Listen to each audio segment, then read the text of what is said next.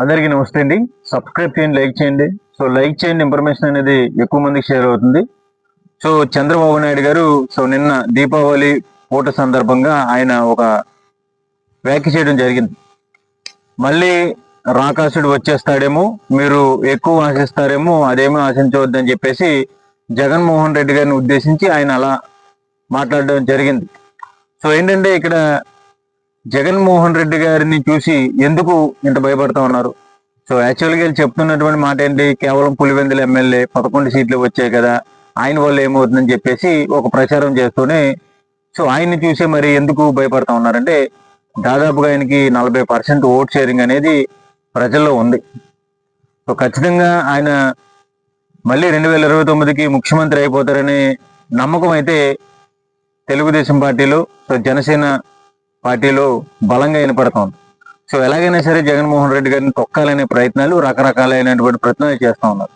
So వీళ్ళు అధికారంలోకి వచ్చి వీళ్ళు ఏమన్నా చేశారంటే 16 నెలలు 17 నెలలు ఈ రోజుకి అవుతోంది.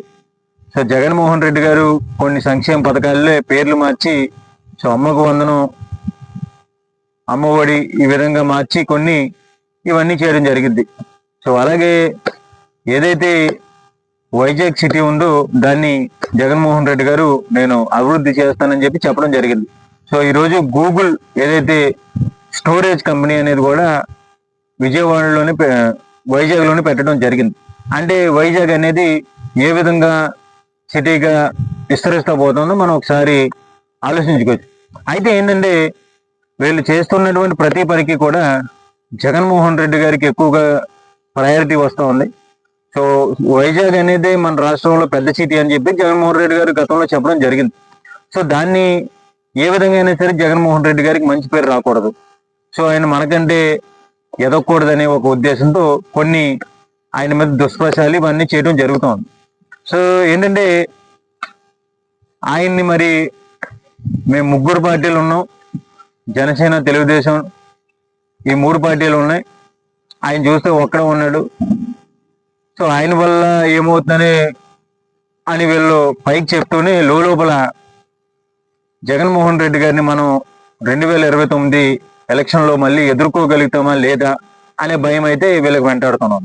సో ఇప్పటికే చంద్రబాబు నాయుడు గారికి ఓటం భయం అనేది వెంటాడుతాం. సో ఆయన మాటల్లో కానివ్వండి, ఆయన చేస్తున్నటువంటి పనుల్లో కానివ్వండి, ఈ విషయాలన్నింటిలో కూడా ఆయన మళ్ళీ రాక్షసుడు వచ్చేస్తాడేమో అన్న మాటలు మాట్లాడుతూ ఉన్నాడంటే ఖచ్చితంగా చంద్రబాబు నాయుడు గారికి, లోకేష్ గారికి, వీళ్ళందరికీ కూడా ఏంటంటే జగన్ మళ్ళీ వస్తే ఇవన్నీ రాష్ట్రాన్ని చిన్నభిన్నం చేస్తాడు, రాష్ట్రం ఆర్థికంగా దెబ్బతింటుందని చెప్పేసి ఇప్పటి నుంచి 2029కి ఏం చెప్పాలని చెప్పేసి ప్రజల్లోకి అయితే కొన్ని సంకేతాలు పంపుతూ ఉన్నారు. సో ఈ రోజు వరకు 16 నెలలు ఉంది. 16 నెలల కాలంలో వీళ్ళు చేసినటువంటి పని ఇది అని చెప్పుకుంటాకి వీళ్ళ ఎమ్మెల్యేలు కానీ వీళ్ళ మనుషులు కానీ చెప్పుకునేది లేదు. సో ఎమ్మెల్యేల పనితీరు ఎలా ఉందంటే, ఏదో మనం ఈ 5 సంవత్సరాల పాటే మనం ఉంటాం, ఈ 5 సంవత్సరాల్లోనే దీపం ఉండగానే ఇల్లు చక్క పెట్టుకోవాలనే ప్రయత్నాలు కనపడుతూ ఉన్నాయి. కానీ ఎమ్మెల్యేలు వాళ్ళ నియోజకవర్గాల్లో మనం మంచి చేయాలనే ఉద్దేశాలు లేకుండా వాళ్ళు కూడా కరప్షన్ చేస్తూ ఉన్నారు. సో ఇక నకిలీ మద్యం ఏ విధంగా ఉందంటే, నిజంగా ఎవరైతే మద్యాన్ని తాగుతారో వాళ్ళు తాగిన ప్రతిసారి కూడా అసలు ఇది మంచిదా కాదా అని చెప్పేసి కొంతవరకు మదన పడుతున్నట్టుగానే సోషల్ మీడియా ద్వారా తెలుస్తోంది. సో ఇన్ని అంశాలు పెట్టుకున్నారు. సో సుదీర్ఘకాలం పాటు మేమే ఉంటే ఈ రాష్ట్రానికి మంచి చేస్తామని చెప్పేసి వాళ్ళు ఇప్పటి నుంచే ఈ ప్రశ్నలు, ఈ జవాబులు ఇవన్నీ కూడా ప్రజల్లోకి ఒక రూపంలో పంపిస్తా ఉన్నారంటే ఖచ్చితంగా వాళ్ళకి ఓటమి భయం అనేది వాళ్ళని వెంటాడుతోంది. సో జగన్మోహన్ రెడ్డి గారు ఎటు చూసినా సరే ఆయన చేసిన ప్రతి పనిని మనం వ్యతిరేకించాం.